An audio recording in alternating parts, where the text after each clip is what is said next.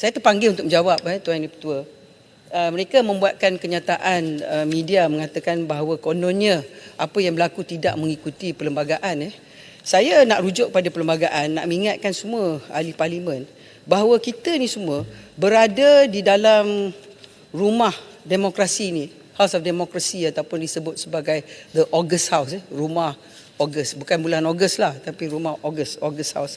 Kerana kita ni dilihat mempunyai kuasa di bawah perlembagaan yang mana bermula daripada perkara yang disebut dalam ni disebut sebagai Badan Perundangan Persekutuan, iaitu keanggotaan parlimen daripada perkara 44. Jadi perkara 44 ni, Tuan Yang Ketua, memberikan kita punca kuasa. Dan kalau kita tengok kepada perkara 46, kita terdiri daripada 222 orang ahli-ahli Dewan Rakyat yang diberikan kita kelayakan di bawah perkara 47. Dan daripada kuasa kita di bawah perlembagaan untuk semua pengetahuan ahli-ahli yang berhormat, yang paling penting di sini, Tuan Yang Ketua, ialah kuasa kita di mana disebut sebagai keistimewaan parlimen, perkara 63. Maknanya kita mempunyai keistimewaan bila kita berbahas. Jadi bila pihak-pihak pembangkang menyebut perkara Peraturan Mesyuarat 77, Peraturan Mesyuarat 77 ni sebenarnya dia sebenarnya jawatan kuasa pemilihan daripada 76, 77 seterusnya.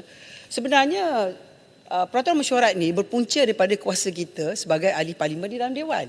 Maknanya standing order ni di bawah perlembagaan, di bawah kita sebagai ahli parlimen.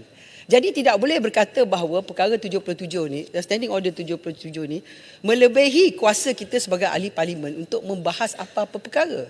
Sebenarnya apa yang disebut oleh Tan Sri Yang Dipertua siang tadi, Tuan Yang Dipertua, ialah Tan Sri Yang Dipertua menyebutkan bahawa badan eksekutif dan badan legislatif mahu mewujudkan satu pendekatan yang lebih baru pada kali ini supaya kebanyakan laporan-laporan tahunan diperbahaskan. Dan hari ini kita bermula dengan laporan Ketua Audit Negara, dan saya tak faham dan tak boleh terima dan juga kadang-kadang geli hatilah bila mendengar mereka beria-ia tak nak bahas perkara ni. Dan bila kita dengar perbahasan pada hari ini, teguran yang dibuat ialah teguran siasatan yang dibuat oleh laporan Audit Negara. Jadi ahli parlimen mewakili suara rakyat, menyuarakan isu-isu yang ditanya dan dibawa oleh rakyat yang meletakkan kita di sini. Takkanlah kita menafikan suara rakyat melalui kita sebagai ahli parlimen dan meletakkan hanya suara rakyat melalui jawatan kuasa kira-kira yang kurang daripada 20 orang dengan izin.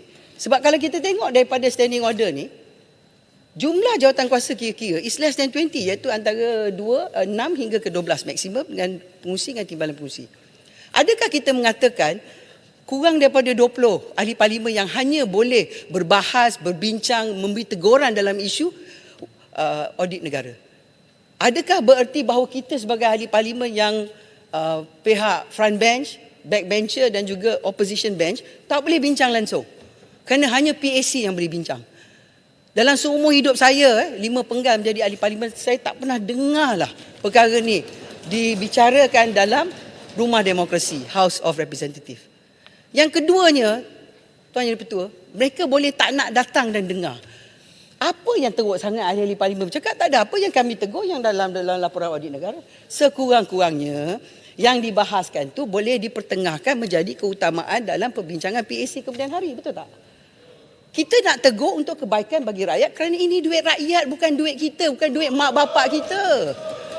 Takkan itu pun tak boleh, Tuan Yang Dipertua, sampai semua seorang pun tak ada. Tadi saya nampak ada seorang, lepas tu kena keluar. Saya betul-betul terkilan. Tapi tak apa nak buat macam mana, sebab mereka takut. Saya tak tahu nak takutkan apa, sebab laporan audit ni 2021 pada yang berlaku 2020, yang kalau kita ada sidang parlimen yang tidak adanya darurat, kita boleh perbahaskan masa tahun itu. Kita perbahaskan pada tahun 2023 sebab yang tutupkan rumah demokrasi ini pun mereka juga. Betul tak? Jadi Tuan Yang Ketua, saya kenalah bebel sikit je sebab saya dengar ni cara dia bercakap ni macamlah kita ni kerajaan yang begitu zalim, semua tak ikut undang-undang. Kalau betul lah kita tak ikut undang-undang, takkanlah kita buat dalam rumah demokrasi, The August House. Kita ikut undang-undang supaya mereka kejap lagi bila menteri ke timbalan menteri nak menjawab, mereka boleh tegur, mereka boleh berkata masa saya menteri sebenarnya berlaku begini. Dia jawablah, tak ada masalah.